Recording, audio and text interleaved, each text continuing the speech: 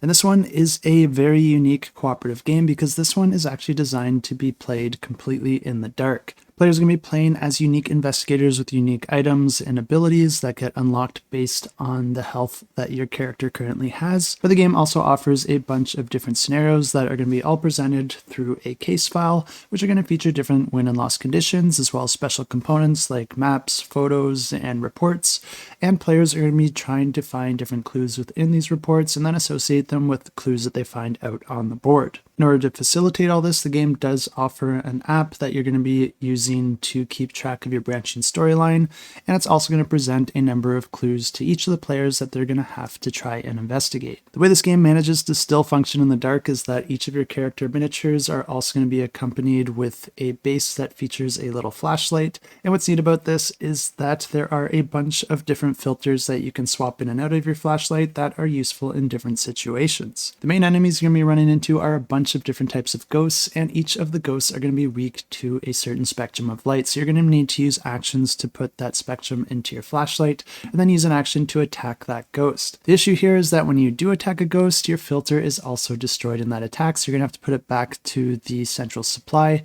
and then you're going to have to use actions or find some way to get that filter back into your supply later, hopefully taking advantage of the help of your fellow players in order to kill any other ghosts that might need that filter in the meantime. The main board is going to be set up with a bunch of different tiles depending on the scenario, but another really interesting detail with the components here is that you also have a bunch of these clear sheets, and they're going to have different icons and points of interest on them, and depending on the scenario, you're going to be laying one of those clear sheets over each of the tiles. This provides variability with the different boards, even if they're used across different scenarios, but these are going to provide the different points of interest that players are going to have to interact with to discover their clues. The cool thing here is that a lot of these points of interest are color-coded, and the only way that a player can actually use an action to interact with it is if they have the appropriate spectrum of light in order to see it. But the game continues like this until the players either complete their win condition or a loss condition is reached, either defined in the scenario or if they are defeated by those ghosts. If you're interested, check out more. I will have this one linked in the description down below.